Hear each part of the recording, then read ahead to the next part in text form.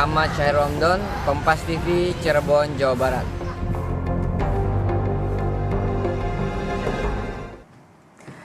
Dan inilah jurnalis Kompas TV, Muhammad Syahri Romdon, yang biasanya saya menyapanya Kang Arai. Ini menggawangi setiap peliputan yang ada di Cirebon, Jawa Barat.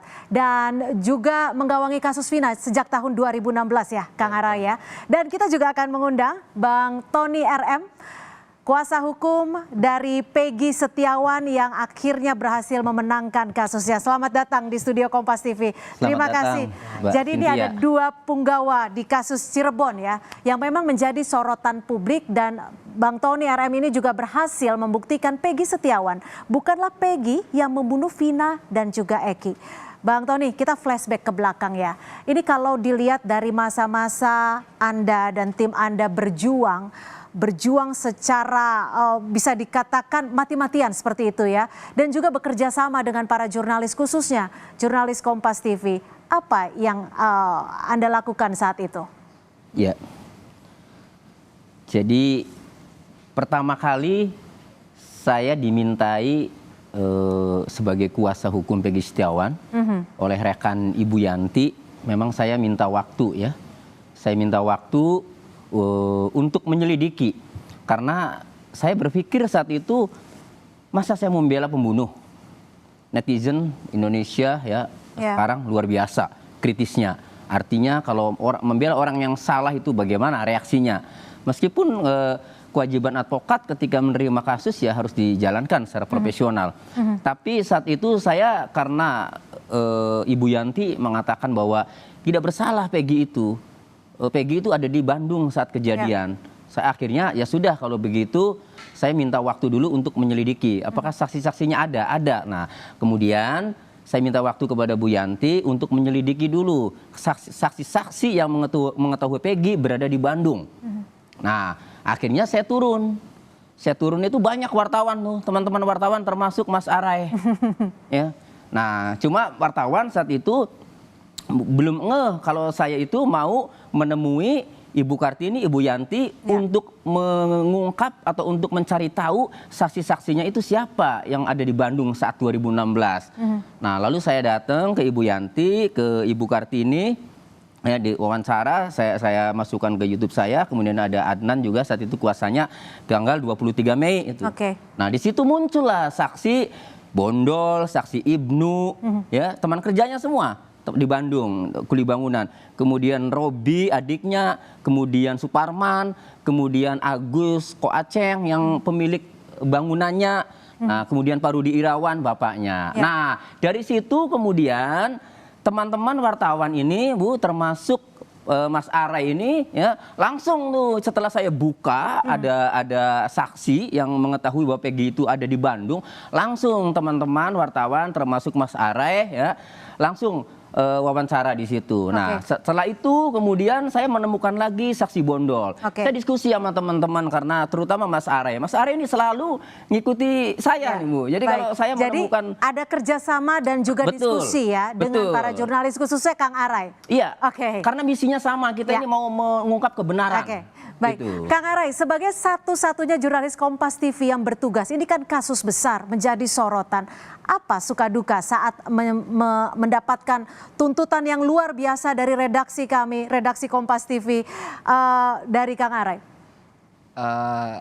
Pada saat itu saya merasakan secara manusiawi, jujur saja kebingungan dan kelelahan. Kebingungan karena ini merupakan pengalaman pertama saya mengikuti kasus yang cukup besar dan tidak sebentar. Lama, dan juga kelelahan karena hari ini saja belum selesai, tapi tugas untuk besok tuh sudah terdata, sudah di list oleh kantor untuk mengejar penelusuran ini, penelusuran itu, mencari ini, mencari itu, dan sebagainya. Sehingga saya perlu untuk mengatur ritme itu semua, mengatur bagaimana proses peliputan biar lancar, dan tentunya menjaga kondisi tubuh agar tetap fit. Itu yang pertama. Tapi setelah ini selesai semua, saya kira duka itu terbayarkan dengan semua pelajaran yang berharga, terutama dari pengalaman ini, peliputan, dan juga Kompas TV yang terus memberikan kepercayaan saya untuk belajar melakukan peliputan demi peliputan. PTC itu ya, saya sudah cukup, saya dari 2013 bergabung di Kompas TV. Tapi pengalaman PTC, kemudian breaking news sambil Ya. naik motor, tangan kanan bawa motor, terus tangan kiri Ya. pegang kamera. Terus kemudian saya menelusuri, melakukan peliputan penelusuran dari satu tempat ke tempat lain, digabungkan menjadi satu materi berita.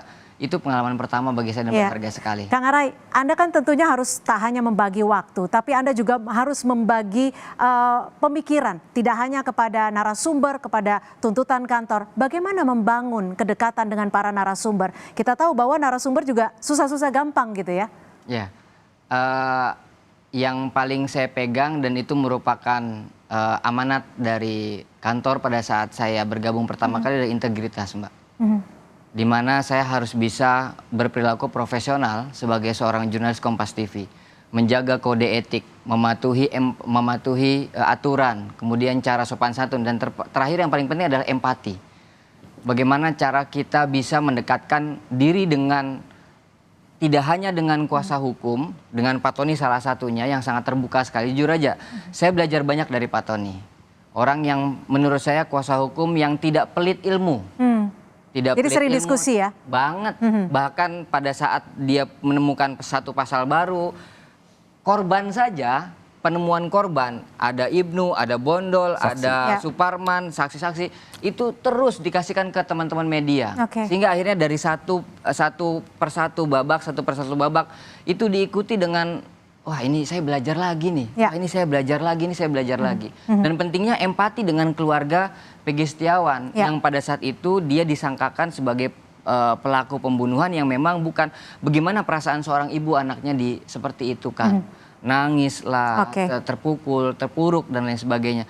Kita kan dituntut bukan hanya sekedar mencari visual yang bagus, tapi kita bisa berempati.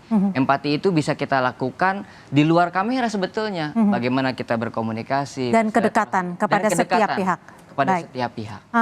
Bang Tony, saat ini klien Anda sudah dinyatakan bebas dari tuntutan dan juga penetapan status tersangkanya. Apakah, tapi di sisi lain saat ini kan para narapidana sedang mengajukan upaya PK. Apakah Anda masih optimistis bahwa pelaku yang sebenarnya akan terungkap? Ya, kalau pelaku yang sebenarnya ini hanya Mabes Polri, tim khususnya inilah yang tahu. Kami ini belakangan muncul saksi-saksi, bahkan mengetahui sampai standing motornya itu, jumpingnya itu diketahui kan. Artinya bahwa itu menandakan kecelakaan. Ya, jadi belakangan muncul ke arah kecelakaan. Tetapi ya, Mabes Polri ini kan lagi bekerja. Jadi terungkap tidaknya, kalau pertanyaan terungkap, optimis tidak terungkap pelaku yang sebenarnya, berarti masih ada peristiwa pembunuhan. Ya. Sementara ada update terakhir dari saksi-saksi yang mengarah ke kecelakaan. Oleh karenanya, Mabes Polri ini harus segera hadir, harus segera umumkan. Agar asumsi-asumsi liar, kesaksian-kesaksian, ya, atau spekulasi-spekulasi yang terjadi di masyarakat ini segera selesai. Inilah saatnya negara melalui institusi kepolisian ini harus hadir, harus segera mengumumkan hasil penyelidikannya dari nol melalui tim khusus yang dibentuk Kabareskrim maupun Pak Kapolri itu harus segera umumkan. Khawatir apa sih kan? Justru kalau tidak diumumkan nanti masyarakat bisa menilai ditutup-tutupi. Nah, baik. Itu. Kang Arai, di hari spesial ulang tahun Kompas TV yang ke-13, apa kesan dan juga pesan sebagai rumah yang menaungi Kang Arai di Kompas TV? Semoga rumah ini terus menjadi tempat belajar bagi saya, bagi semua jurnalis Kompas TV tentunya. Tempat kita melahirkan berbagai macam karya. Dan jadilah insan yang terbuka. Artinya ketika mendapatkan kritik dari kantor kita harus siap. Pun demikian ketika kantor kita memberikan pendapat kepada kantor, itu kantor juga terbuka. Itulah yang saya rasa sampai saat ini di Kompas TV dan semoga itu tetap dipertahankan. Artinya ketika ada dua arah komunikasi yang berjalan dengan baik, saya yakin kemajuan akan terus berjalan dan akan ditempuh. Semesta akan mendukung lah insya Allah. Amin, terima Apalagi kasih. Satu lagi yang paling menurut saya berkesan, Kompas TV juga memikirkan keluarga saya.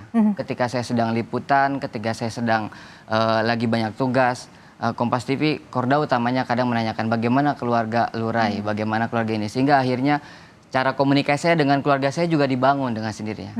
Ibu saya dan istri saya utamanya orang yang paling ada di belakang saya sampai sejauh ini. Baik, terima kasih Kang Arai atas kerjasamanya, kita sama-sama bertumbuh di rumah Kompas TV.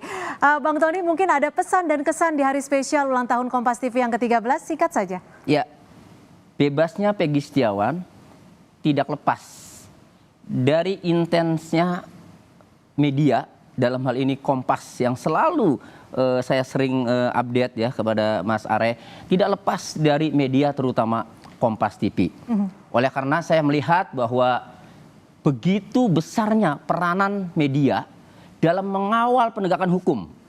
Oleh karenanya di hari ulang tahun ke-13 ini saya berdoa semoga Kompas tetap menyampaikan informasi yang faktual, yang mengedukasi dan mendukung penegakan hukum di Indonesia sehingga hukum di Indonesia menjadi baik nanti. Baik, terima kasih Bang Tony dan juga jangan segan untuk memberikan masukan kepada kami.